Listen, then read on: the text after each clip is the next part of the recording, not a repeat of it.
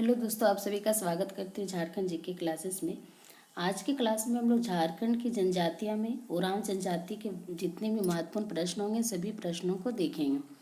कल के क्लास में हम लोग संथाल जनजाति के जितने भी प्रश्न हैं सभी प्रश्नों को देखें।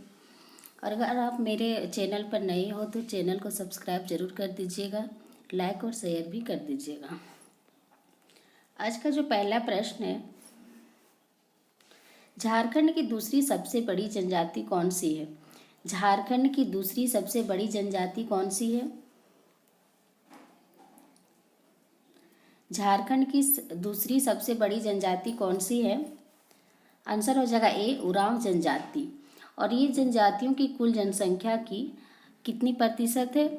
18.14% इनकी जो संख्या है। अगला प्रश्न, उरांव जनजाति का सर्वाधिक संकेंद्रण किस क्षेत्र में है? उरांव जनजाति का जो सर्वाधिक संकेंद्रण है वो किस क्षेत्र में है? किस क्षेत्र में है सर्वाधिक संकेंद्रण जो है उरांव जनजाति का? ए में है दक्षिण छोटा नागपुर, बी में पलामू प्रमंडल, सी में दोनों, डी में इनमें से कोई नहीं। आंसर हो जाएगा सी, दोनों, दक्षिण छोटा नागपुर और पलामू प्रमंडल में। और झारखंड में 90% उरांव जनजाति का जो निवास है इसी क्षेत्र में पाया जाता है।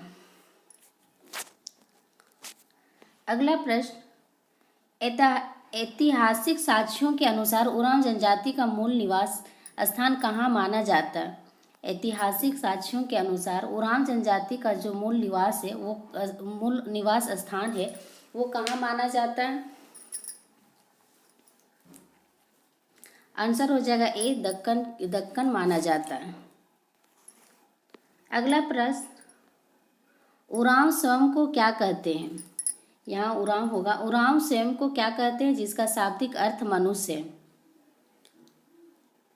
तो उरांव स्वयं को क्या कहते हैं जिसका शाब्दिक अर्थ क्या होता है? मनुष्य है। आंसर हो जाएगा ए, खुड़ुक।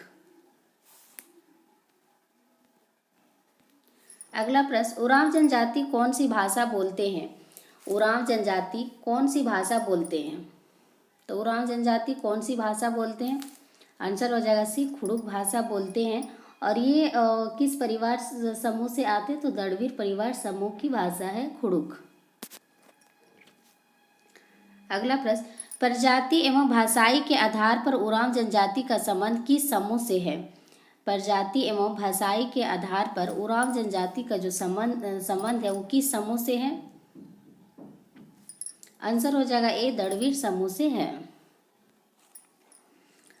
अगला प्रश्न, झारखंड की सबसे शिक्षित एवं जागरूक जनजाति कौन सी है?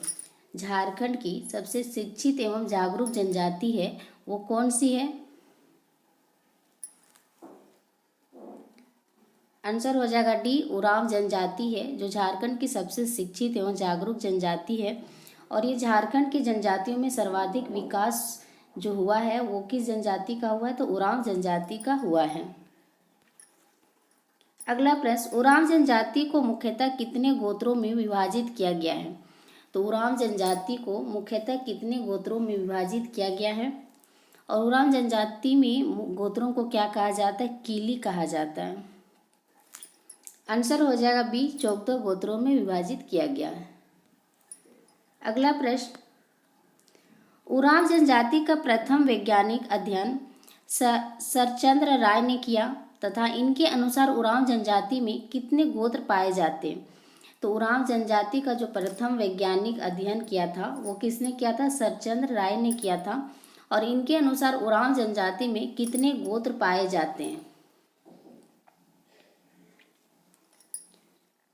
आंसर हो जाएगा बी, 67 गोत्र पाए जाते हैं।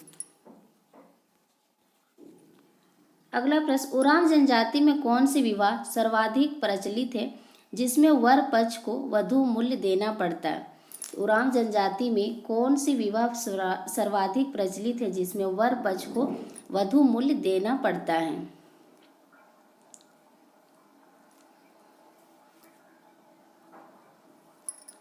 आंसर हो जाएगा डी, आयोजित विवाह।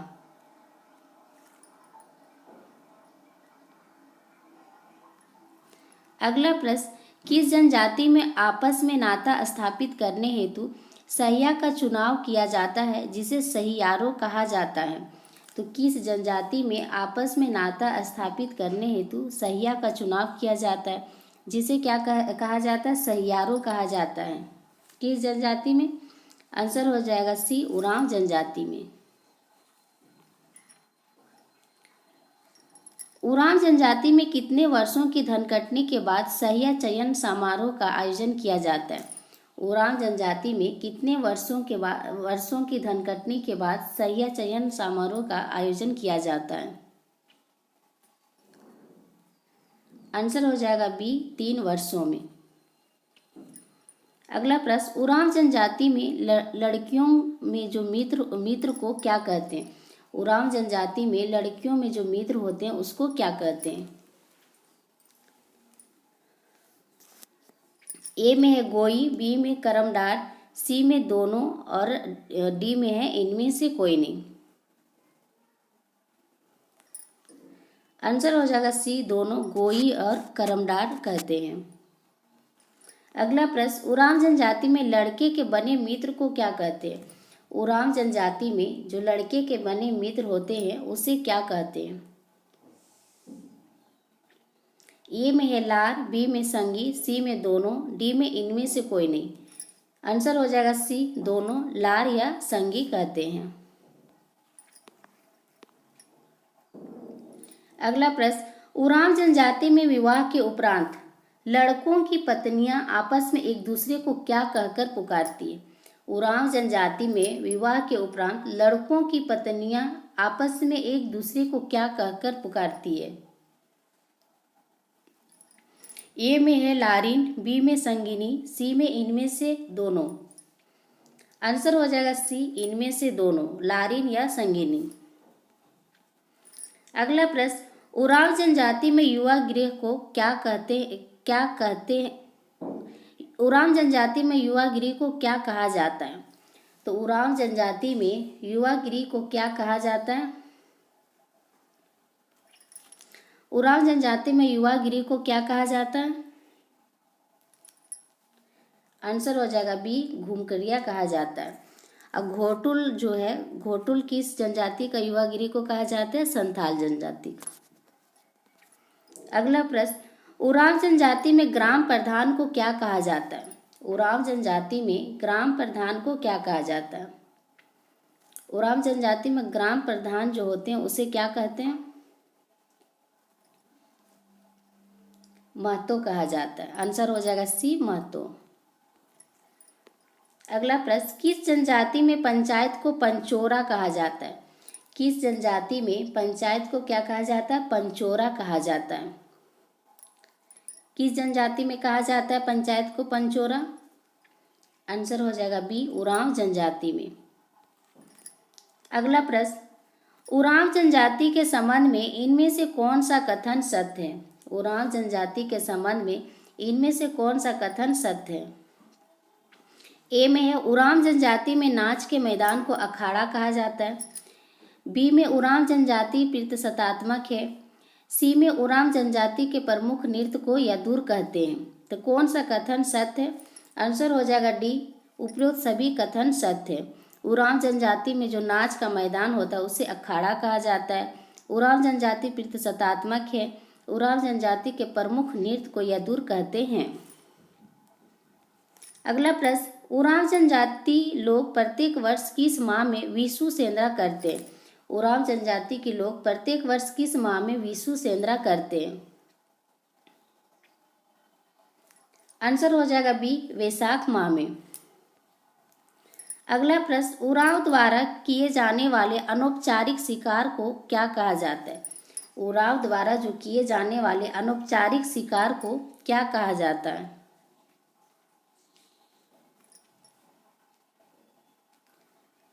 आंसर हो जाएगा डी, दोहरा शिकार कहा जाता है।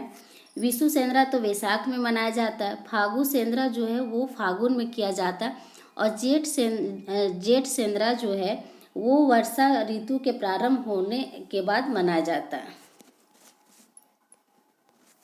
अगला प्रश्न, उरांव जनजाति के वर्ष का प्रारंभ कब होती? उरांव जनजाति का जो वर्ष है उसका प्रारंभ कब होती है?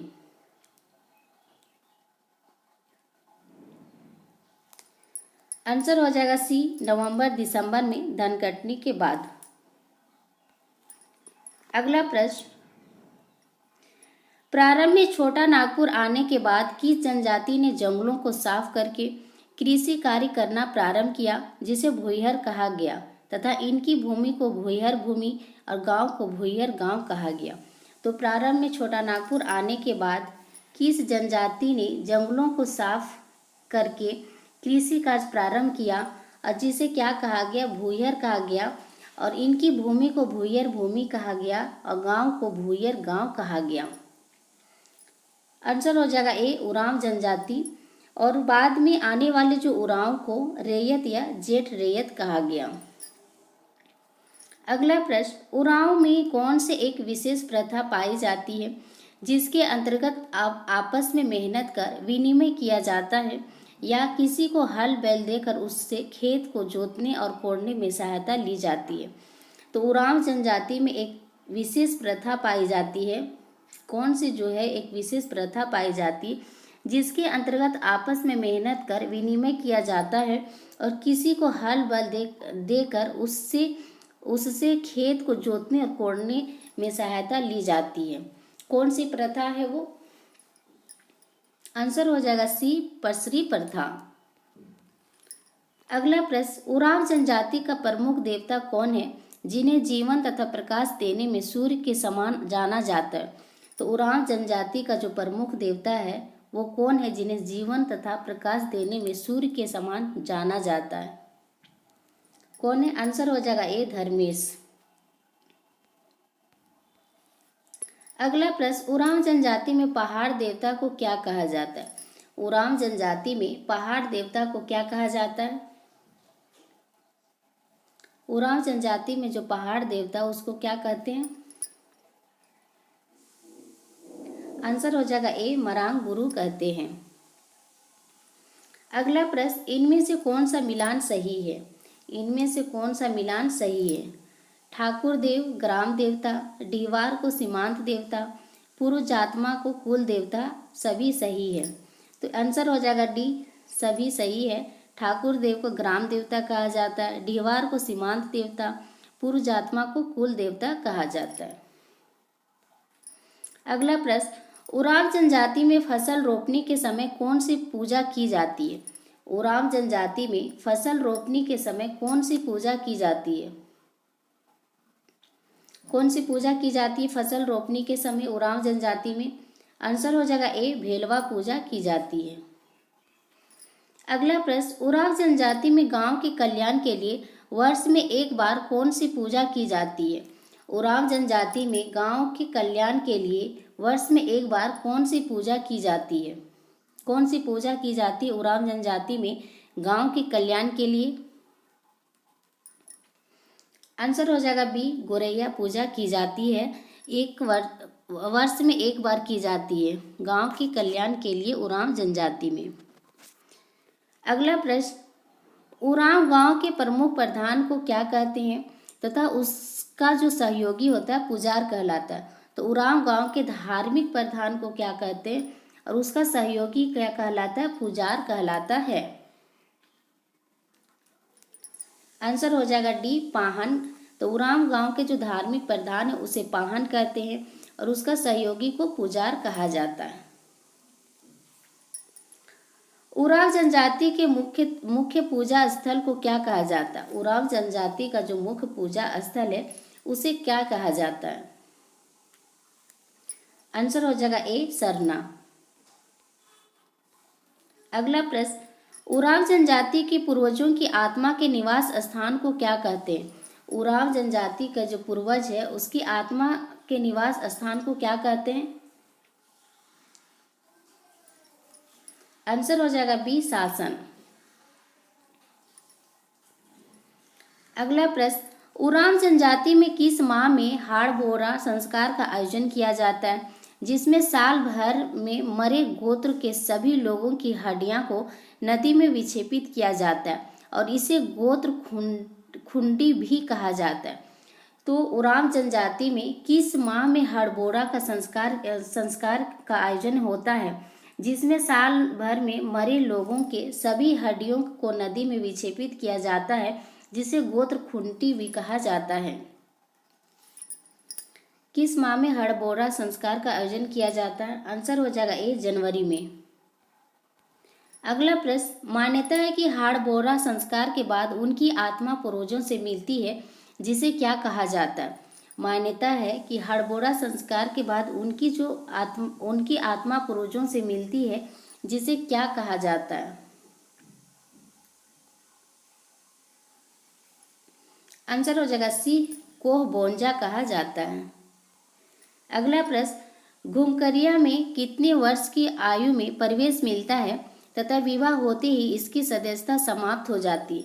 तो घुमकरिया में कितने वर्ष की आयु में प्रवेश मिलता है तथा विवाह होते ही इसकी सदस्यता समाप्त हो जाती है?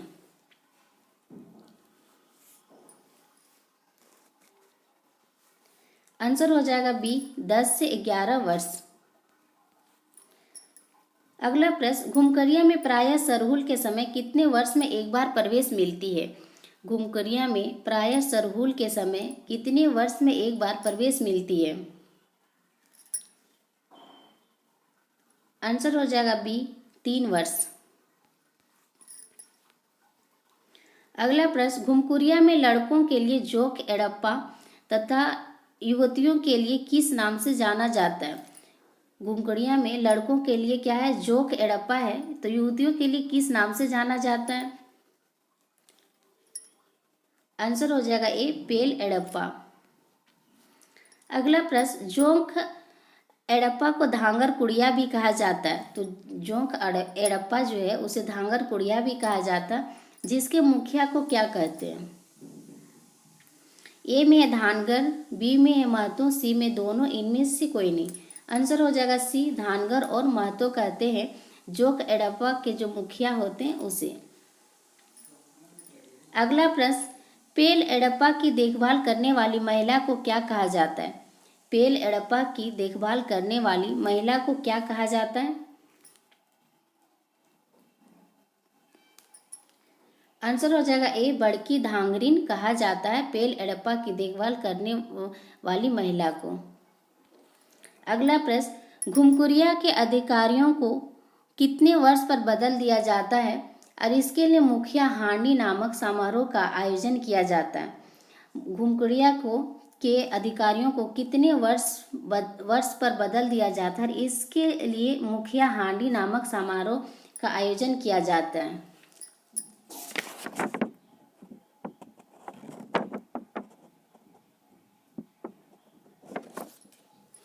मुखिया हांडी मतलब हड़िया पीना। आंसर हो जाएगा बी, 3 वर्ष में। आज की क्लास में बस इतना ही, मिलते हैं कल के क्लास में। Thank you.